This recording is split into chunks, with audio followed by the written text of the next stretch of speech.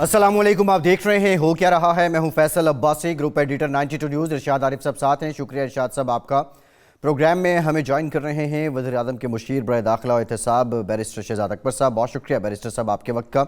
आपसे गुफ्तगू करते हैं। पाकिस्तान तहरीक इंसाफ की हुकूमत को आज 3 साल 4 माह और 12 दिन हो चुके हैं। पाकिस्तान तहरीक इंसाफ को पाकिस्तान के अवाम ने एहतसाब और इस्लाहात के नाम पर वोट दिया था। साल 2021 अब अपने इख्तिताम को है। रवां साल एहतसाब मिशन में किस हद तक कामयाबी हुई, मौजूदा हुकूमत को, जो इदारे हैं उनको, इस पर मुफस्सल बात करेंगे। लेकिन उससे पहले आज जो कौमी असम्बली में हुआ, पाकिस्तान के अवाम ने भी देखा कि किस तरह अरकान असम्बली गुत्थम गुत्था हुए। यहाँ तक हुआ कि 2 ख़ातीन जो मेंबरान हैं उनके दरमियान हाथापाई हुई। एक खातून ने पाकिस्तान पीपल्स पार्टी से, उन्होंने छप्पड़ जड़ दिया पाकिस्तान तहरीक इंसाफ की गज़ाला सैफ़ी को, और साथ ही साथ भरपूर किस्म की हंगामा आराई हुई है। मिनी बजट यानी फाइनेंस बिल, जो ज़िमनी फाइनेंस बिल है वो पेश कर दिया गया। कल तक इजलास मुलतवी है। अब इसके असरात क्या होंगे? जो 350 अरब रुपए के करीब ज़ायद टैक्सेस हैं, वो छूट जो वापस ली गई है, इसका बोझ कौन उठाएगा? इरशाद साहब, शौकत तरीन साहब बज़ाहिर तो ये कहते हैं कि 2 अरब रुपए सिर्फ आम लोगों पर टैक्स लगेगा, लेकिन ये बाकी 350 अरब जो हैं वो किधर को जाएंगे और वो बोझ कौन उठाएगा? मैं देख रहा था, उनकी तकरीर भी सुन रहा था, बाद में प्रेस कॉन्फ्रेंस में भी कह तो वो ये रहे थे कि हमने टैक्स उन शोबों पर लगाए हैं जिनको लग्जरी शोबे कहा जाता है या जिसको अयाशी तस्वुर किया जाता है। बड़ी गाड़ियाँ, बाहर से मंगवाए गए फूड आइटम्स और इस तरह की चीज़ें जो हैं। लेकिन ये देखें, हकीकतन कोई भी चीज़ जब महंगी होती है उसके असरात बाकी तमाम चीज़ों पर पड़ते हैं, क्योंकि ये तो हो नहीं सकता कि एक चीज़ महंगी हो रही हो, एक आदमी महंगा ख़रीद रहा है जिसकी क़ुव्वत ख़रीद पर दबाव पड़ रहा है, वो अपना जो बोझ है वो दूसरे को मुंतकिल नहीं करेगा। लाजमी बात है, अगर ताजिर है, सनतकार है और किसी शोबे का है, तो वो अपना बोझ जो उस पर पड़ रहा है, हुकूमत डाल रही है, वो डालेगा। एक तो ये है।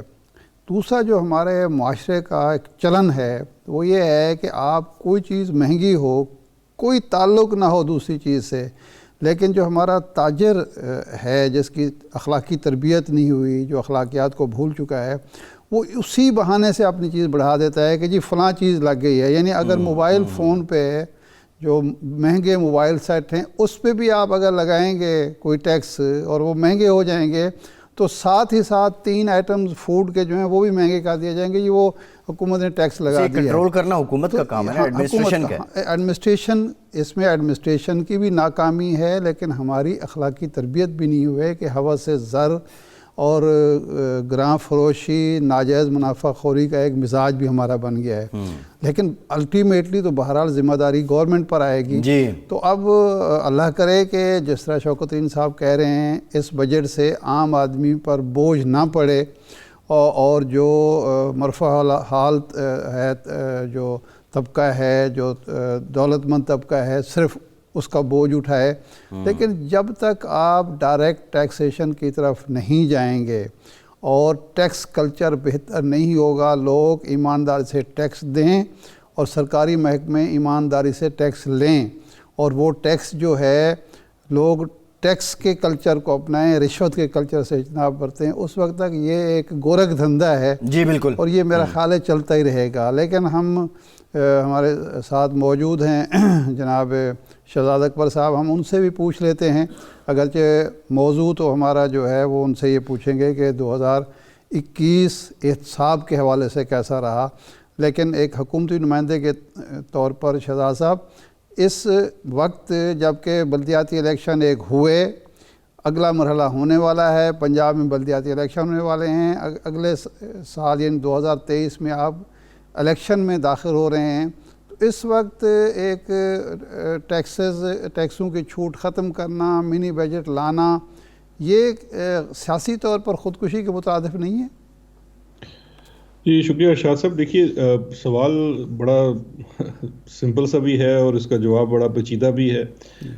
बात यह है कि पहले तो हमें ये सोचना है कि क्या हमारे मुल्क में दूध की नहरें बह रही हैं, क्योंकि अगर इसको सियासी लिहाज से देखा जाए तो इसका बड़ा सिंपल सा है कि कोई भी सियासी जमात या सियासी कायद जो है वो तो चाहेगा कि ٹیکس بالکل نہ لگیں اور عوام اس کی ہمیشہ واہ واہ کرے، لیکن کچھ فیصلے ہیں جو لانگ ٹرم اسٹیبلٹی کے لیے کرنے پڑتے ہیں، اور آئی تھنک یہ بھی ان فیصلوں میں سے ایک ایسا فیصلہ ہے جو گورنمنٹ نے کیا ہے، کیونکہ دیکھیے یہ سیاسی طور پہ پاس آن کر دینا ہٹ فیوچر میں آنے کے لیے، اسی کے نتیجے میں تو آج دیکھیے کہ ہم ہر چیز میں اس وقت بجلی کے مہنگے دام ہیں، کیونکہ اس وقت امیجیٹلی بجلی چاہیے تھی، سیاسی تھا کہ جی بس پیٹرول سے اور ڈیزل سے اور کیروسین آئل سے آپ بجلی بنا لیں، وہ 2 سال میں بن جاتی ہے۔ اگر جی کار منصوبے کرتے، پانی کے کرتے یا ونڈ میں کرتے، اس میں زیادہ ٹائم لگتا ہے۔ تو فرق صرف یہ ہے کہ آپ نے دیکھنا یہ ہے کہ اس وقت حالات میں آپ کو کیا سیاسی فیصلہ کرنا ہے، آپ نے اقتدار بچانا ہے، یا ایک ایسا فیصلہ کرنا ہے جس میں ملک کے اندر اکنامک اسٹیبلٹی آئے۔ یہ بڑا کٹن فیصلہ ہوتا ہے کسی سیاسی جماعت کے لیے ٹیکسز لگانا، لیکن یہ اور اس میں پھر پریورٹی دیکھیے، جو اس وقت بھی جو کچھ کنڈیشنلٹیز تھی آئی ایم ایف کی، ان کو سامنے رکھتے ہوئے جو ٹیکس بیس ریز کرنا تھا، اس میں بھی جو پرائم منسٹر صاحب کا فوکس رہا ہے، وہ فوکس یہ ہے کہ مارجنلائز کمیونٹی جتنی بھی ہے، یعنی کہ جو پسا ہوا طبقہ ہے، اس کے اوپر اس کا کوئی برڈن نہ پڑے۔ اور جیسے آپ خود انٹرو میں کہہ رہے تھے کہ جو لگژری آئٹمس تصور کیے جاتے ہیں، امپورٹ کی مد میں جو چیزیں ہیں جو بیسک نہیں، مثال کے طور پہ جو گھی اور تیل ہے خوردنی، اس کے اندر اس کو اس سے صاف رکھا گیا، لیکن باقی جو امپورٹڈ گڈز ہیں جن کو لگژری میں گنا جاتا ہے، ان کے اوپر ٹیکسیشن بڑھائی گئی ہے تاکہ وہ جو وقتی اس وقت ضرورت ہے اس کو پورا کیا جا سکے۔ لیکن میں اس آپ کی دوسری بات سے بھی ایگری کرتا ہوں کہ جب کیونکہ یہ تو بڑا اسپیسیفک بجٹ آتا ہے، لیکن ہوتا یہ ہے کہ پھر عوام کے اندر سنسلی پھیلانے کے لیے ہر چیز، مثال کے طور پہ اب اس بجٹ کا ٹماٹر سے کوئی تعلق نہیں ہوگا، لیکن صبح ٹماٹر لے جائیں گے، وہ کہے گا جی بجٹ نیا لگ گیا جی، ٹماٹر مہنگا ہو گیا۔ جی ایسے ہی ہے۔ یہ وہ جو چیز ہے، یہ آئی تھنک ہمارے ملک میں ایک کلچر کا حصہ بھی بن چکا ہے، اور ایک بڑی امیچور جو اپوزیشن کی روش ہوتی ہے کہ آپ نے بجٹ پیش کرتے ہوئے ایک ہلڑ بازی بھی کرنی ہے، بدتمیزی بھی کرنی ہے، لڑائی بھی کرنی ہے، اور وہ ساری نان پروڈکٹیو ہے۔ اب یہ مجھے دیکھیے اس ساری ہلڑ بازی میں کیا کوئی، دیکھیے اگر ان کے پاس بڑے کوئی معاشی دانشور ہیں تو وہ یہ مشورہ دے سکتے تھے کہ بھائی آپ اس پوری سچویشن کو ایسے ہینڈل کر سکتے ہیں، ایک پروڈکٹیو ڈیبیٹ ہو سکتی تھی، لیکن مقصد چونکہ ہلڑ بازی ہے تو اس میں تو پھر جب اپوزیشن کی بھی یہی رفج ہوگی تو ہم اس ٹماٹر والے کو بھی قصوروار نہیں ٹھہرا سکتے۔ تو خیر اس کے لیے تو ایڈمنسٹریٹو میجرز کیے جاتے ہیں تاکہ وہ اس کو روکا جا سکے، لیکن ایک عوام میں مایوسی اس طرح کی حرکتوں سے ضرور پھیلائی جاتی ہے۔ شہزاد صاحب، وزیر اعظم بھی کہتے ہیں، آپ کے دوسرے ساتھی بھی کہتے ہیں کہ یہ سارا اس وقت جو فیس کرنا پڑ رہا ہے، یہ سابقہ حکومتوں، بالخصوص شریف صاحب، زرداری صاحب کی حکومتوں کا کیا درا ہے۔ انہوں نے جو حالات خراب کیے معاشی، کرپشن کی وجہ سے اور غلط فیصلوں کی وجہ سے، ہم ان فیصلوں کو درست کر رہے ہیں، لیکن ان لوگوں کا جنہوں نے کرپشن کی تھی، آپ نے احتساب کا بیڑا اٹھایا، 3.5 سال گزر گئے، اور اس سال تو یہ ہے کہ ایک بھی نیب کا قیدی نہیں ہے جو جیل میں بیٹھا ہو۔ ابھی تک کسی بڑے ملزم کو سزا آپ نہیں دلوا سکے، اور مستقبل میں بھی نظر نہیں آتا کہ کوئی ایسی صورتحال ہوگی۔ تو اگر یہ سارا کچھ آپ نے احتساب کر لیا ہوتا تو ممکن ہے اس طرح کی صورتحال کا آپ کا سامنا نہ ہوتا۔ ارشاد صاحب دیکھیے، ایک تو میں چھوٹی سی تصحیح کرنا چاہوں گا کہ سارے ملزمان میں سے تو ایک تو جو سب سے بڑا ملزم تھا وہ اب مجرم بن چکا ہے، نواز شریف سزا یافتہ ہے اور ملک سے مفرور بھی ہے، جو اس پورے گروہ کا سرغنہ ہے۔ باقی جہاں تک باقی تمام کیسوں کا معاملہ ہے تو دیکھیے، ہم نے اور ہمارے پرانے دوار کے کیے ہوئے احتساب کے پروسیس میں ایک بڑا فرق ہے۔ ہم نے ملکی اداروں کو مضبوط کیا ہے، ڈیو پروسیس کو مضبوط کیا ہے، اور ڈیو پروسیس کے اوپر کام کر رہے ہیں، جس میں ریفارمز ہیں، کرمنل جسٹس سسٹم کی ریفارمز ہیں۔ پاکستان تحریک انصاف کی حکومت نے کوئی سیف الرحمان کی طرح شہزاد اکبر کو احتساب کمیشن کا سربراہ نہیں لگا دیا کہ وہ خود ہی لوگوں کو پکڑ کے اندر کرے۔ میرا جو کردار یا رول ہے وہ حکومت کے جو فیصلہ سازی ہے احتساب کو لے کے، اس کے اندر جو سپورٹ ایک مشاورت کے تحت دی جاتی ہے وہ ہے۔ جہاں تک اداروں کی بحالی اور بہتری کا تعلق ہے تو جو اگر آپ کیسز دیکھیے جو پچھلے 2-3 سالوں میں جو انویسٹیگیشنز ہوئی ہیں، جو کیسز فائل کیے گئے ہیں اور ان کے اندر جو شواہد سامنے آئے ہیں، وہ ماضی کی نسبت بہت مضبوط اور ٹو دا پوائنٹ ہیں، چاہے اس کے اندر جو فیک بینکس والے جو سندھ کے کیسز ہیں سمٹ بینک سے متعلقہ، اور دیگر انور مجید اور راستے زرداری وغیرہ کے کیسز ہیں، یا پھر آپ شہباز شریف خاندان کے ٹی ٹی کے کیسز ہوں، چودھری شوگر مل ہو، اب یہ تمام پروسیس یہ ہے. ابھی ایف آئی اے نے بھی ایک 16.3 ارب روپے کی منی لانڈرنگ کا کیس عدالت کے سامنے فائل کر دیا ہے. ارشاد صاحب، حکومتی جو ادارے ہیں انہوں نے اپنی طرف سے پوری کوشش کر کے بہتر ایویڈنس کے ساتھ کیسز فائل کیے ہیں. اب وہ اگلا مرحلہ ہے، یہ ایک پورا پروسیس ہے، ایک انویسٹیگیشن انکوائری ایک مرحلہ ہے. میں اگر آپ کو ایک چھوٹی سی مثال دوں جی کہ جو یہ 16.3 ارب روپے کا شہباز شریف، سلیمان شہباز اور حمزہ شہباز کے اوپر کیس ہے، اس میں 17,000 ٹرانزیکشنز ہیں. اب وہ 17,000 ٹرانزیکشنز ہوئے، اور جو ہمارے قانون شہادت کی ریکوائرمنٹ ہے کہ ایک ایک ٹرانزیکشن کو آپ نے ود ڈاکومنٹری ایویڈنس پروو کرنا ہے، اس میں ملٹیپل بینکس انوالو ہیں، تو ان تمام تفتیش کرنے میں ٹائم لگتا ہے. اور میں سمجھتا ہوں ایف آئی اے نے اس کیس میں بڑا اچھا سال سوا سال کے عرصے میں انہوں نے پوری انویسٹیگیشن کمپلیٹ کر کے چلان عدالت میں داخل کیا ہے. اب ہماری عدلیہ سے بھی استدعا ہے، اور یہ میری خالی اکیلی ذات کی نہیں ہے، شاید آپ لوگوں کی بھی ہوگی، عوام کی بھی ہوگی، کہ یہ تمام کیسز جاتے ہیں اسپیشل کورٹس کے سامنے. اسپیشل کورٹس کو بنانے کے پیچھے، یہ 90 کی دہائی میں جب بنی تو ایک ہی مقصد تھا کہ یہاں ڈے ٹو ڈے ٹرائل ہو اور مقدمات کا فیصلہ جلد ہو. ہم بارہا عدالتوں سے اپیل کرتے ہیں کہ ان مقدمات کو جلد چلایا جائے. اس کے اندر جو بھی سپورٹ گورنمنٹ کی طرف سے لاجسٹک سپورٹ چاہیے وہ حاضر ہے. گواہوں کو پیش کرنا جی پروسیکیوشن کی ڈیوٹی ہے، اس میں کوئی کوتاہی نہیں ہے، لیکن ہماری استدعا ہے تاکہ یہ پروسیس اور جلدی ہو شہزاد سکے. صاحب، جی بالکل آپ جو بات ٹھیک کر رہے ہیں، آپ کی اپیل بھی ہے عدلیہ سے. ایک لمبی فہرست ہے 2021 کی. اگر ہم بات کریں کہ جو 2020 کے اختتام پہ آپ کے چاہنے والے، آپ کی جماعت کے چاہنے والے، پاکستان کے عوام توقع کر رہے تھے کہ 2021 میں یہ ملزم سے مجرم بن جائیں گے. آپ اداروں کی مضبوطی کی بات کر رہے ہیں، آپ نے نیب قانون بھی بدل دیا، لیکن آپ نظام کیوں نہیں بدل پائے؟ نظام بدلنے میں ناکامی کیوں ہوئی؟ جو اصلاحات ہونی چاہیے تھے عدالتی سطح پر تاکہ یہ تاخیر نہ ہو. دو چیزیں ہیں شہزاد صاحب، ایک تو تاخیر ہوتی ہے لیکن وہ غریب کے کمزور کے مقدمات میں ہوتی ہے. امیر کے مقدمات میں ریلیف میں کوئی تاخیر نہیں ہوتی، اس کو سزا میں بہت تاخیر ہوتی ہے. شاہ صاحب، آپ بجا فرما رہے ہیں. میں سمجھتا ہوں یہ تاثر شاید غلط نہ ہوگا کہ امیر اور زوراور شخص جو ہے وہ اپنا انصاف بہت جلدی اور شاید چاہے اس کو کتنا ہی مہنگا کیوں نہ پڑے وہ لے جاتا ہے، اور غریب آدمی کو انہیں عدالتوں میں کافی زیادہ رسوا ہونا پڑتا ہے. لیکن دیکھیے، یہ جو جوڈیشل ریفارمز کو لے کے بات ہے، ایسا نہیں ہے کہ اس کے اوپر کام نہیں ہوا ہے. وزارت قانون، وزیر قانون کی سربراہی میں وزیر اعظم صاحب نے ایک کمیٹی بنائی تھی. انہوں نے کرمنل جسٹس ریفارمز کے اوپر بڑا ایکسٹینسو قسم کا کام کر کے، کیونکہ دیکھیے ایک تو ہے اسپیشلائزڈ قوانین، جس طرح سے ابھی ایک اینٹی ریپ بل آیا، اس کے اندر تو پروسیس کو چھوٹا کرنے کے لیے اور ہر چیز کے اوپر ایک بڑا اچھا قانون بنایا گیا اور پاس کرایا گیا نیشنل اسمبلی سے، سینٹ سے بھی پاس ہو گیا، اب نافذ العمل ہے. لیکن پورے نظام کی درستی کے لیے اگر کرمنل جسٹس سسٹم کی آپ بات دیکھیے تو کرمنل جسٹس ریفارمز ہیں، سی آر پی سی ہے، اس کے اندر بڑی ایکسٹینسو قسم کی ترامیم لائی جا رہی ہیں. جس طرح سے ابھی ہم نیب کی جو ریسنٹ ہم نے امینڈمنٹ کی ہے پروسیجر کو لے کے بھی اس کے اندر ترامیم کی گئی ہیں، جس سے کہ جو ٹرائلز ہیں وہ جلد ہو سکیں. لیکن یہ ایک بڑا تسلسل کا عمل ہے، آپ اس کو 1-2 سال میں کمپلیٹ اس لیے نہیں کر سکتے کہ اس میں ایک تو قانون سازی ہے، قانون سازی کے ساتھ ساتھ اس میں کنسلٹیشن کا پروسیس درکار ہے، کیونکہ اس میں سٹیک ہولڈرز بہت زیادہ ہیں. جوڈیشری سٹیک ہولڈر ہے، بار کاؤنسلز ایسوسیشن سٹیک ہولڈرز ہیں، پھر پولیٹیکل پارٹی سٹیک ہولڈرز ہیں. اور جب ریفارمز جب بھی کی جاتی ہیں اس کے اندر کنسنسس ایک بڑا امپورٹنٹ ہوتا ہے، کیونکہ یہ اس میں یہ پولیٹیکل آپ کی جو پارٹیزن شپ ہے وہ نہیں میٹر کرتی، کیونکہ آپ نظام کی درستی پرسن سپیسیفک نہیں ہے. تو اس کے اندر ہمارا کافی زیادہ حد تک کنسلٹیشن اسپیشلی بار کاؤنسلز ایسوسیشنز اور جوڈیشری کے ساتھ ہو چکی ہے. اور وزارت قانون نے یہ اس اگلے سال کے پہلے ماہ میں ہی وہ پریزنٹ کرنا ہے کیبنٹ سے پاس کرا کے. اور چونکہ 18ویں ترمیم کی وجہ سے اب یہ پروونسز میں انڈیپینڈنٹلی بھی لاگو ہونا ہے، تو وہ ایک پروسیس چل رہا ہے.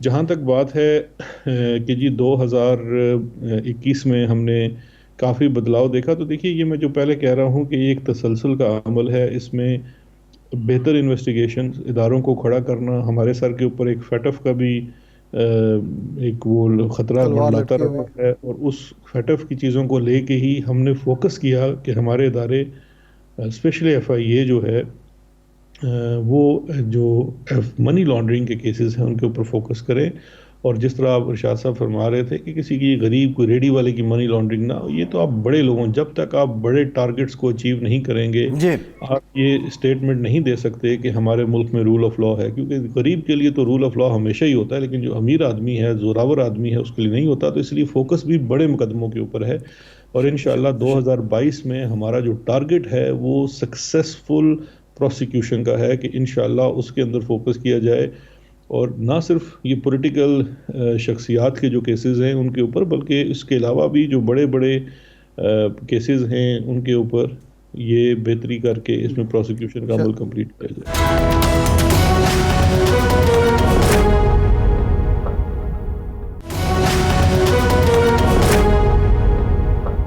شہزاد صاحب ابھی 2 دن پہلے ہمارے ساتھ تھے اٹارنی جنرل خالد جاوید صاحب، انہوں نے یہ کہا کہ نواز شریف صاحب جو ضمانت لے کے باہر گئے تھے اور واپس نہیں آئے تو ہم ان کے گارنٹر کے خلاف حکومت ایکشن لے رہی ہے یا لے گی، تو یہ چونکہ آپ کا متعلقہ شعبہ بھی ہے، آپ نے سوچا ہے نواز شریف صاحب کو واپس لانے کے لیے؟ ایک تو آپ حوالگی کا جو قانون تھا شاید وہ کابینٹ میں پیش ہوا تو اس کو منظور نہیں کیا گیا کہ اس میں مزید اصلاح کی ضرورت ہے، دوسرا یہ بات ہے کہ جو گارنٹی دی تھی شہباز شریف صاحب نے ان کے خلاف کارروائی کے لیے عدالت سے رجوع کیا جائے، تو یہ کب تک آپ رجوع کر رہے ہیں؟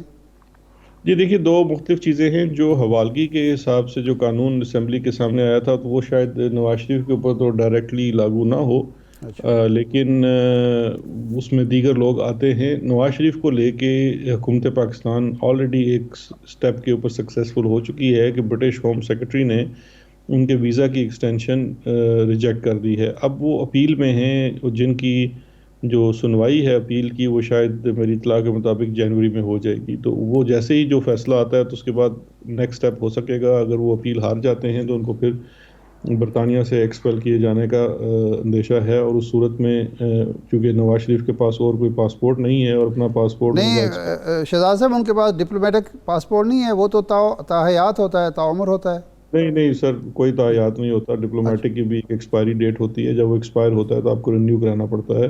اور شب نواز شریف صاحب چونکہ اس وقت ایک مفرور مجرم ہیں اور قانون کے مطابق مفرور مجرم کو پاسپورٹ کی سہولت نہیں دی جا سکتی، ہاں ایک ان کو ایمرجنسی ٹریول ڈاکومنٹ دیا جائے گا جو حکومت پاکستان نے ان کو آلریڈی کنوے کیا ہے ایک چٹھی کے تھرو، کہ آپ جب بھی پاکستان یا تو خود آنا چاہیں گے یا آپ کو برطانوی حکومت بھیجے گی تو آپ کو ایمرجنسی ٹریول ڈاکومنٹ دیا جائے گا جس کے تحت آپ آ سکیں گے۔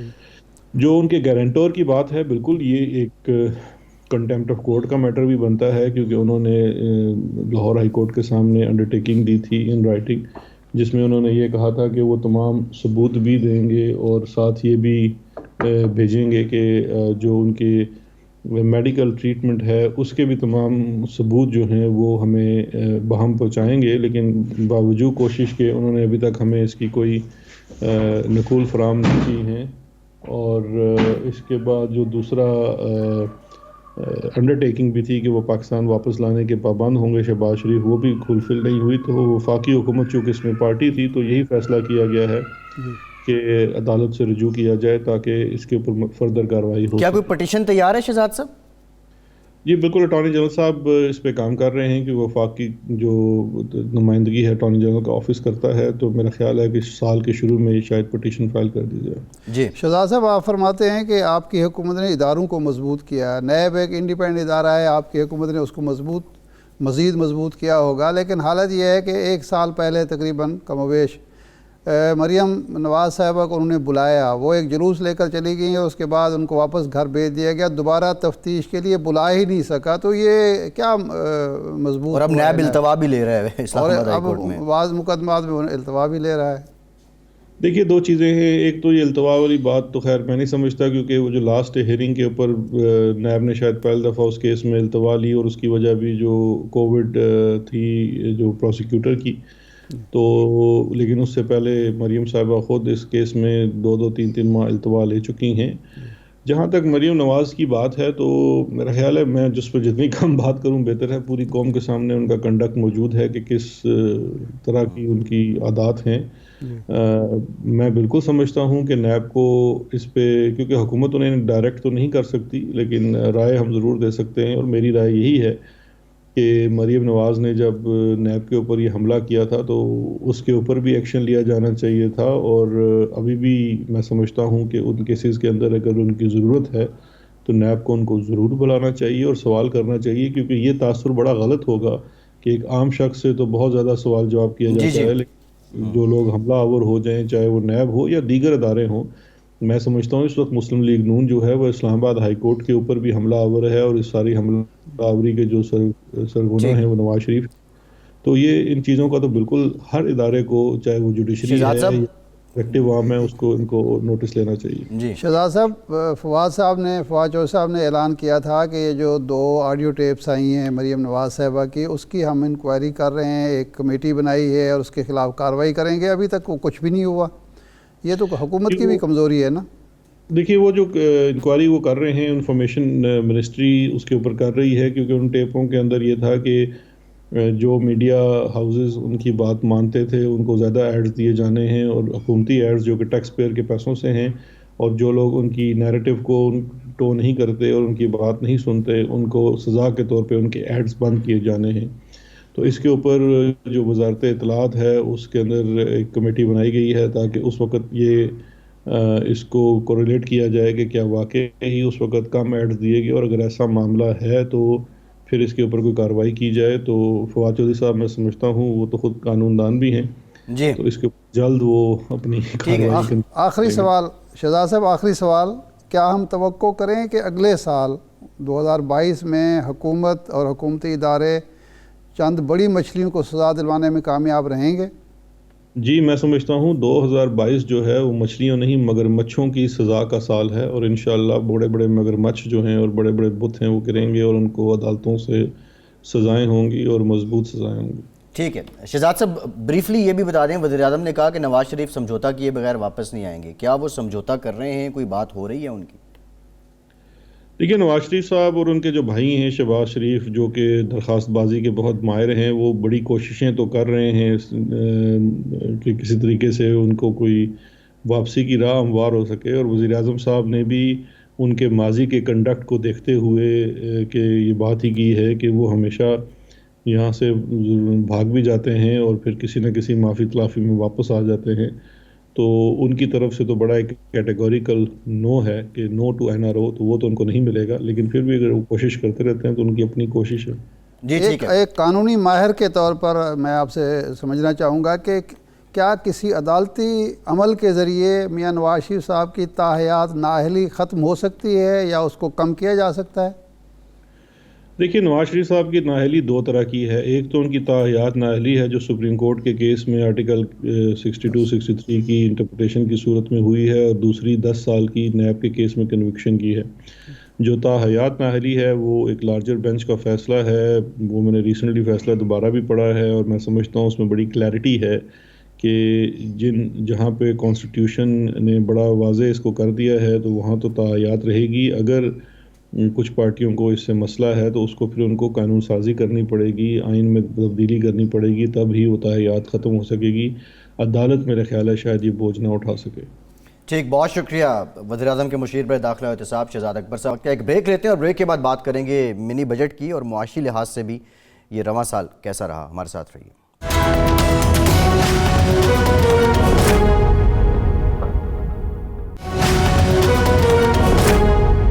بریک کے بعد ایک بار پھر سے آپ کو خوش آمدید کہیں گے. ہمیں جوائن کیا ہے ڈاکٹر فاروق سلیم صاحب نے، ماہر معیشت ہیں، پاکستان کے ماہ ناز معیشت دان ہیں. ڈاکٹر صاحب thank you very much for your time. Doctor صاحب یہ جو فائنانس بل ہے، ترمیمی بل، یہ پیش ہو گیا ہے اسمبلی میں. وزیر خزانہ کہتے ہیں کہ عام لوگوں پر صرف 2 ارب روپے ٹیکس لگے گا اور وہ ہم سبسڈی سے بیلنس کر دیں گے. لیکن حقیقت کیا ہے؟ اس منی بجٹ میں ٹیکہ جات کی تفصیل کیا ہے؟ کتنے ٹیکے عام لوگوں کو لگنے والے ہیں؟ دیکھیے شاید وزیر خزانہ صاحب کی عام لوگوں کی ڈیفینیشن آپ سے اور مجھ سے فرق ہے. میں کچھ چیزیں آپ کے سامنے رکھ دیتا ہوں. جو لوگ وہ چیزیں استعمال نہیں کرتے ان پہ تو اس منی بجٹ کا بوجھ نہیں ہوگا. کہ جو لوگ ادویات نہیں استعمال کرتے ان پہ منی بجٹ کا کوئی اثر نہیں ہوگا. جو لوگ دہی استعمال نہیں کرتے, جو لوگ مکھن استعمال نہیں کرتے, جو لوگ دیسی گھی استعمال نہیں کرتے, کتابیں نہیں خریدتے, دالیں نہیں خریدتے, لیپ ٹاپ نہیں لیتے, انڈے سبزیاں نہیں خریدتے, انٹرنیٹ استعمال نہیں کرتے, ان کے اوپر تو وزیر خزانہ صاحب ٹھیک کہہ رہے ہیں, ان لوگوں کے اوپر وہ 2 ارب کا جو بوجھ ہے وہ بتا رہے ہیں. جو پاکستانی 22 کروڑ پاکستانیوں میں سے جو ادویات خریدتے ہیں, جو دہی کا استعمال کرتے ہیں, مکھن کھاتے ہیں, دیسی گھی کا استعمال کرتے ہیں, کتابیں خریدتے ہیں, انڈے سبزیاں خریدتے ہیں, یا سولر پینل لیتے ہیں, یا انٹرنیٹ کا استعمال کرتے ہیں, ان کے اوپر تقریباً 350 ارب روپے کا ایک نیا بوجھ جو ہے وہ آنے والا ہے. یہ وہ ٹیکسز ہیں جن کی پہلے ایگزمپشن تھی, وہ ایگزمپشن وڈرا کر لی جائے گی اور یہ 350 ارب کا اضافی بوجھ ان کے اوپر آ جائے گا.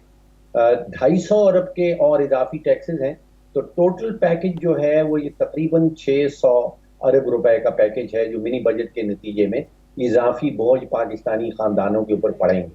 اب جو سینسس ہمارا ہوا تھا اس میں یہ بتایا جاتا ہے کہ تقریباً 3 کروڑ خاندان ہیں جو پاکستان میں رہتے ہیں, تو 600 ارب کا بوجھ اوسطاً 20,000 روپیہ اضافی بوجھ جو ہے وہ ہر پاکستانی خاندان کے اوپر اس منی بجٹ کے نتیجے میں پڑے. ڈاکٹر صاحب فرما وہ یہ رہے تھے کہ ہم نے وہ چیزیں جو امپورٹ ہوتی ہیں فوڈ آئٹمز ان پر ٹیکس لگایا ہے, لوکل پر نہیں لگایا. ادویات پر ہم نے ریفنڈ کی جو سہولت دی ہے اس کی وجہ سے دواؤں کی قیمتیں کم ہوں گی, زیادہ نہیں ہوں گی, تو یہ تاثر درست ہے؟ دیکھیے میرا خیال ہے کہ حکومتی ترجمان, حکومتی وزراء کو جان لینا چاہیے, خاص طور پہ جو خیبر پختونخوا میں لوکل باڈیز کے الیکشن کے نتیجے میں ہوا ہے, کہ عوام کو زیادہ دیر تک بے وقوف نہیں بنایا جا سکتا. دیکھیے کوئی وزیر اعظم, کوئی معیشت دان وہ پاکستانی کو یہ نہیں سمجھا سکتا کہ آپ کی معیشت اچھی جا رہی ہے یا بری جا رہی ہے. ہر پاکستانی جو اپنے گھر سے نکلتا ہے, جو گوشت خریدتا ہے, جو دالیں خریدتا ہے, جو آٹا خریدتا ہے, جو چینی خریدتا ہے, اپنے موٹر سائیکل پہ بیٹھ کے پیٹرول پمپ میں اپنے موٹر سائیکل میں پیٹرول ڈلواتا ہے, وہ جانتا ہے کہ اس کی معیشت کس سمت جا رہی ہے. اس کو کوئی معیشت دان بیٹھ کے یہ سمجھائے کہ بھئی تمہاری معیشت بڑی اچھی جا رہی ہے, کوئی وزیر اعظم یہ بتائے کہ تمہاری معیشت بڑی اچھی جا رہی ہے, وہ یہ نہیں مانتا. وہ جانتا ہے, اس کو کسی معیشت دان کی ضرورت نہیں, اس کو کسی وزیر کی ضرورت نہیں, اس کو کسی وزیر اعظم کی ضرورت نہیں, یہ جاننے کے لیے کہ اس کی معیشت کس سمت میں جا رہی ہے. جی یہ اب کچھ ہفتے پہلے آپ نے دیکھا ہوگا, ایک فرینچ کمپنی ہے اپسوس کے نام سے, اس نے سروے کیا ہے, اس میں 87% پاکستانیوں نے یہ کہا ہے کہ ان کے خیال میں ملک کی معاشی پالیسی جو ہے وہ غلط سمت میں جا رہی. جی ڈاکٹر صاحب, یہ جو ہم بھی کہتے ہیں, آپ بھی فرما رہے ہیں کہ صوبہ سرحد میں خیبر پختونخوا میں جو نتائج ہے وہ ایک بیرومیٹر ہیں کہ جی عوام کیا سمجھتے ہیں مہنگائی ہے یا نہیں ہے.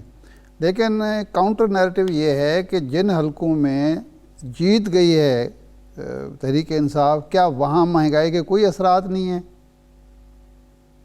دیکھیے یہ جو ووٹنگ کا طریقہ کار ہے, اس میں صرف ایک ایشو کے اوپر تو ووٹ نہیں ڈالا جاتا. اس میں لوکل جو انفلوئنشل لوگ ہیں, کچھ کے ذاتی ووٹ ہوتے ہیں, کچھ کے پارٹیز کے ووٹ ہوتے ہیں, اور کچھ پھر جو ہے جو پارٹی کے حوالے سے بھی نہ ہوں اور ذاتی سپورٹ بھی نہ ہوں, وہ پھر اپنی جیب دیکھ کے جو ہے وہ ووٹ ڈالتے ہیں. لیکن اوور آل سچویشن جو پاکستان میں نظر آ رہی ہے, جو آپ کو سروس بتاتے ہیں, اگر 90% 93% پاکستانی یہ کہہ رہے ہیں کہ ان کا سب سے بڑا چیلنج جو ہے وہ مہنگائی ہے, وہ بے روزگاری ہے. تو یہ میں سمجھتا ہوں کہ حکومت کو اپنا سٹانس جو ہے اگر وہ بدل لے تو وہ حکومت کے اپنے مفاد میں ہوگا. اگر حکومت یہ سٹانس لوگوں کو بتائے کہ جی ہم آپ کی مہنگائی اور آپ کی مہنگائی کی وجہ سے جو آپ کی کمر ٹوٹ رہی ہے, ہمیں اس کا احساس ہے, ہم یہ اقدامات لینے چلے ہیں, بجائے اس کے کہ ان کے زخموں کے اوپر جو ہے وہ مزید نمک چھڑکا جائے. اگر یہ کیا جاتا ہے کہ جی آٹا جو ہے وہ 35 روپے کلو بکتا تھا، وہ 70 روپے کلو ہے، تو اس کے جواب میں ہم یہ بتایا جائے کہ جی آٹا جو ہے وہ کیلیفورنیا میں تو اس سے بھی زیادہ مہنگا ہے، یا پیٹرول جو ہے وہ کیلیفورنیا میں اس سے زیادہ مہنگا ہے. نہیں، یہ آپ درست فرما رہے ہیں کہ ظاہر ہے ہم نے اپنے شہری کی فی کا آمدنی دیکھنی ہے، عوام کی حالت زار دیکھنی ہے. لیکن ایک بات جو شوکت عزیز صاحب نے کہی کہ جناب یہ انفلیشن جو بڑھی ہے وہ کووڈ کی وجہ سے ہے اور انٹرنیشنل فینامنا ہے. مثال انہوں نے دی کہ 1% تھے انفلیشن امریکہ میں جو 6.5 پہ چلی گئی، یو کے میں 5 پہ چلی گئی، تو ہماری بھی اسی ریشو سے بڑھی ہے. تو اس کا مطلب یہ ہے کہ یہ ایک انٹرنیشنل فنامنا ہے. بڑے بڑے جو معیشت ہے وہ متاثر ہوئی ہے، تو پاکستان کی کیوں نہیں ہوگی؟ جی اس کے دو رخ ہیں. دیکھیے، ایک تو کہلاتی ہے ایوریج گلوبل انفلیشن، یعنی کہ جو 193 ممالک ہیں جو یونائیٹڈ نیشنز کے ممبر ہیں، ان میں جو اوسطاً انفلیشن کا ریٹ ہے وہ 3.2% ہے. ہمارے پاکستان بیورو آف اسٹیٹسٹکس نے جو ہمیں بتایا ہے پچھلے مہینے نومبر کے مہینے کے جو ریٹ ہے وہ 11.5% ہے. تو اس میں کوئی شک نہیں ہے کہ باقی دنیا میں بھی مہنگائی آ رہی ہے، لیکن جو شرح پاکستان میں ہے وہ آپ سوچئے کہ گلوبل ایوریج ہے اس سے تقریباً 300% زیادہ ہے.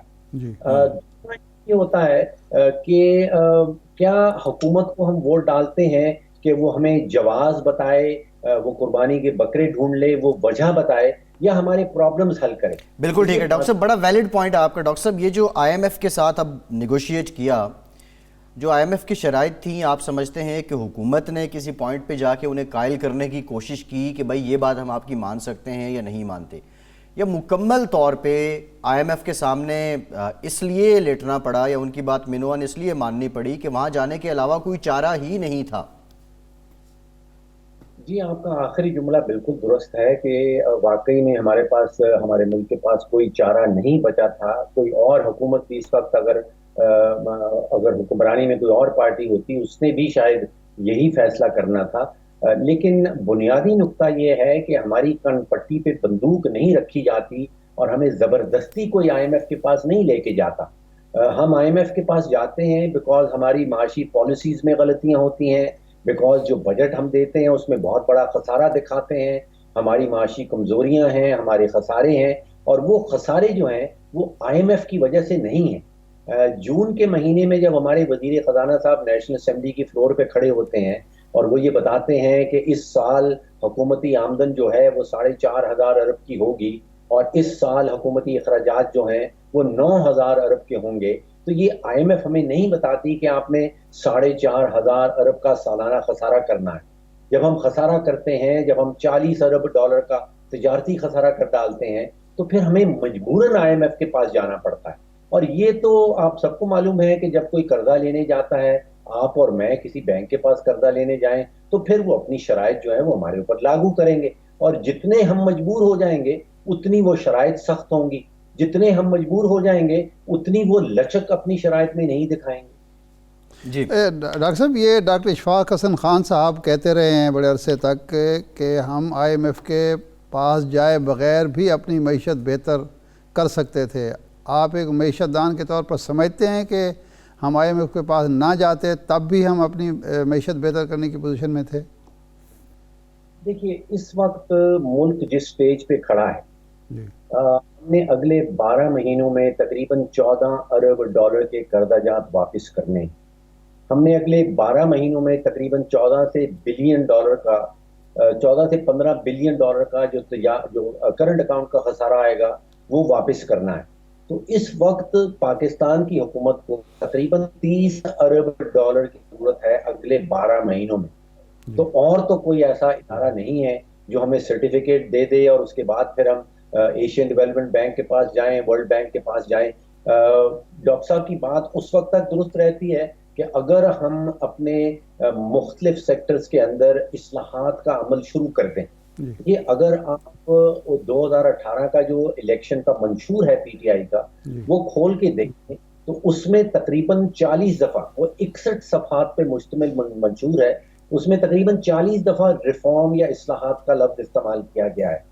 تو اس وقت اگر ہم اصلاحات لانا شروع کر دیتے تو پھر نتیجہ یہ ضرور نکل سکتا تھا کہ ہمیں IMF کے پاس جانے کی ضرورت نہ پڑے. جی ٹھیک ہے ڈاکٹر صاحب ایک سوال، یہ جو اسٹیٹ بینک کی خود مختاری کے حوالے سے سوالات کھڑے کیے جا رہے ہیں کہ ہم نے IMF کے پاس گروی رکھ دی ہے، جو گورنر اسٹیٹ بینک ہے وہ وزیر اعظم سے، منتخب وزیر اعظم سے زیادہ بااختیار ہو گیا ہے، وہ کسی کو جواب دہ نہیں ہے، اور کسی نہ کسی سطح پر ہم نے اپنی خود مختاری کمپرومائز کی ہے. آپ کی اسٹڈی کیا ہے، آپ کا رائے کیا ہے اس میں؟ جی ابھی جتنے بھی جملات آپ نے استعمال کیے میں سمجھتا ہوں کہ وہ سب کے سب سیاسی ہیں، ان میں معاشی وزن نہیں ہے. اچھا، دیکھیے جو سینٹرل بینک ہوتا ہے جیسے اسٹیٹ بینک آف پاکستان ہے، اس کے کام صرف دو ہیں اس کی ذمہ داری. ایک اس کا کام ہوتا ہے منی سپلائی، یعنی کہ کتنے نوٹ چھاپے جائیں گے کتنے نہیں چھاپے جائیں گے، اور دوسرا اس کا کام ہے شرح سود کا تعین کرنا.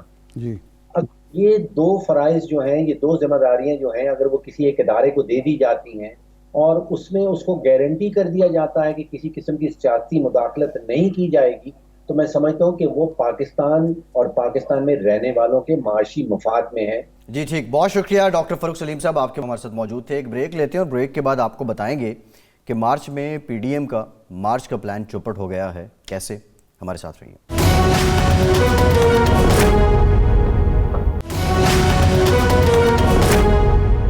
بریک کے بعد ایک بار پھر سے آپ کو خوش آمدید کہیں گے. سال 2021 کا جب آغاز ہوا تو اس وقت بحث یہ تھی کہ مریم نواز صاحبہ نے کہا تھا کہ رواں سال آر یا پار ہو جائے گا. یہ سال پورا تقریباً بیت گیا، اب کچھ 2 دن رہ گئے ہیں، 1 دن رہ گیا ہے، لیکن اس کے باوجود آر یا پار نہ ہو سکا. اگر دیکھا جائے ارشاد صاحب تو یہ پورا سال جو ہے وہ ایک ملا جلا رجحان سامنے آیا.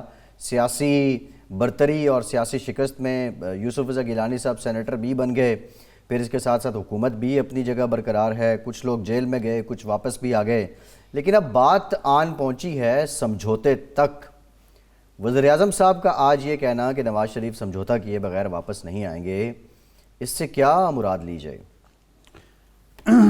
دیکھیں، ماضی کا ایک تجربہ ہے، وہ ہمارا بھی ہے اور وزیر اعظم کا بھی ہے، اور کچھ نئی جو ایک نیریٹو ہے، بیانیہ ہے، اگر اس کو ملا کے دیکھا جائے تو ایک فریق تو یہ سوچتا ہے، سمجھتا ہے کہ میاں نواز شریف صاحب کشتیاں جلا کے بیٹھے ہوئے ہیں کہ جی اب کوئی سمجھوتا نہیں ہوگا ووٹ کی عزت پر، کوئی سمجھوتا نہیں ہوگا سول بالادستی پر، کوئی سمجھوتے کے نتیجے میں اقتدار حاصل نہیں کیا جائے گا یا سیاست نہیں کی جائے گی. لیکن ماضی کا تو جو تجربہ ہے وہ یہ ہے کہ یہ سارے نعرے لگائے جاتے ہیں فریق مخالف کو یا فریق ثانی کو، مخالف تو نہیں کہنا چاہیے، فریق ثانی کو سمجھوتے کی میز پر لانے کے لیے جی اور سمجھوتا کرنے کے لیے. اب تو خیر بالکل ٹھوس ہوگی PDM بھی اور اپوزیشن بھی. آج جو کچھ ہوا ہے کہ اتنی تیاری لگ رہی تھی کہ حکومت شاید منی بجٹ پیش ہی نہ کر سکے، جی اپوزیشن جو کچھ ہمیں تاثر دے رہی تھی، لیکن نہ تو لیڈر آف اپوزیشن وہاں تشریف لائے، نہ بلاول بھٹو صاحب تشریف لے آئے، نہ ہی آصف زرداری صاحب موجود تھے. اور جو میں ٹکس دیکھ رہا تھا مختلف چینلز پر، وہ جو پارلیمانی پارٹی کا اجلاس ہوا متحدہ اپوزیشن کی پارلیمانی پارٹی کا، اس میں دونوں بڑی جماعتوں کے ارکان ہی پورے نہیں تھے. سر یہ تو ستم بالا عالم ستم. ہے. یہ دیکھیں وزیر اعظم صاحب بھی نہیں تھے اور اجلاس کورم پورا نہ ہونے کی نشاندہی پہ ملتوی ہوا. یہ فائنینس بل ہے سر. اب یہ جو لوگ یہ کہتے ہیں کہ یہ پارلیمانی نظام یا جو ہمارے منتخب نمائندے ہیں صرف اپنے بھتہ وصول کرنے کے لیے، اپنے کام کروانے کے لیے آتے ہیں، کہ ایک فائنانس بل آپ نے منظور کرنا ہے اور سنجیدگی کا یہ عالم ہے سرکاری پارٹی کا بھی اور اپوزیشن کا بھی کہ کورم ہی پورا نہیں ہے. جی، اور اس کا مطلب یہ ہے کہ ایک طرف دونوں سائڈ، یعنی صرف یہ اپوزیشن نہیں کہہ رہی، خود سرکاری ارکان اسمبلی ان کے اتحادی یہ کہہ رہے ہیں کہ جی ایک عوام تکلیف میں مبتلا ہوں گے، عوام پر ایک بہت بڑا مہنگائی کا بم گرایا جا رہا ہے. جی، لیکن ان ارکان کی سنجیدگی کا یہ عالم ہے کہ وہاں یہ بیٹھنا ہی گوارا نہیں کرتے جی بالکل ایسے کہ کم از کم کوئی تجویز پیش کر سکیں جی کہ جی اس طریقے سے ہم IMF کی شرائط بھی پوری کر لیں اور عام آدمی کو تکلیف بھی نہ دیں. اپوزیشن کا کام تو ترمیم کرنا تھا نا. کوئی دلچسپی نہیں. اپوزیشن کا کام بھی ارکان اسمبلی کا کام بھی ترمیم حکومت کرنا جو ہے جب وہ پارلیمنٹ کے سامنے یہ بجٹ کیوں آتا ہے, یہ قانون سازی کیوں آتی ہے کہ وہاں ایک بامقصد بحث ہو, جی ڈیبیٹ ہو, مختلف عوامی نمائندے جو عوام کی نبض پر ہاتھ رکھنے کا دعویٰ کرتے ہیں وہ اپنی تجاویز پیش کریں, جی اس قانون سازی کو یا اس بجٹ کو بہتر سے بہتر بنایا جائے. جب کوئی شخص یہ کہہ دے یہ تو انگوٹھا چھاپ پارلیمنٹ ہے تو لوگ بڑا برا مناتے ہیں. ارشاد صاحب لیکن کیا یہ حقیقت نظر نہیں آ رہی کہ آپ اس موقع پر بھی آپ اگر وہاں بیٹھنا گوارا نہیں کرتے, تجویز دینا تو درکنار, پھر آپ کی سنجیدگی کیا سمجھے, کون سنجیدہ سمجھے؟ یہ ہے عوام کو فکر ہے. سر پارلیمانی نظام پہ ہم سوال نہیں اٹھا رہے, لیکن یہ جو رویہ ہے یہ پارلیمانی نظام پہ سوال اٹھاتا ہے. اچھا, وہ جو بات چل رہی تھی میاں صاحب کی, مجھے تو پہلے دن بھی جب یہ خبریں آنا شروع ہوئیں کہ جناب میاں صاحب کے منت سماجت ہو رہی ہے, میاں صاحب کے پاس وفود جا رہے ہیں, میاں صاحب کے پاس لوگ جا رہے ہیں غیر سیاسی اور منت کر رہے ہیں, میاں صاحب مہربانی کریں, قصور معاف کریں ہمارا بھی اور عمران خان کا بھی, تو بس آپ تشریف لے آئیں, ہم آپ کی نااہلی بھی ختم کرا دیں گے, آپ دوبارہ اقتدار سنبھالیں اور عوام کو اس عذاب سے, حکومت کے عذاب سے اور مہنگائی کے عذاب سے نجات دلائیں. مجھے تو اس وقت بھی کوئی یقین نہیں تھا, 35 ارب ڈالر بھی آپ دیں, مجھے تو اس وقت بھی کوئی یقین نہیں تھا.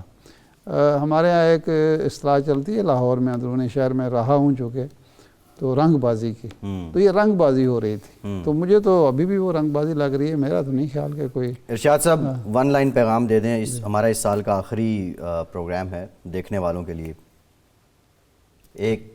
ایک سطری پیغام آپ کے چاہنے والوں کے لیے. وہ یہ ہے کہ یہ چمن یوں ہی رہے گا اور ہزاروں جانور اپنی اپنی بولیاں سب بول کر اڑ جائیں گے. جی سر, ارشاد صاحب بہت شکریہ. پروگرام کے آخر میں آنے والے سال کے لیے آپ سب کے لیے نیک تمنائیں اور دعائیں. اجازت دیجیے.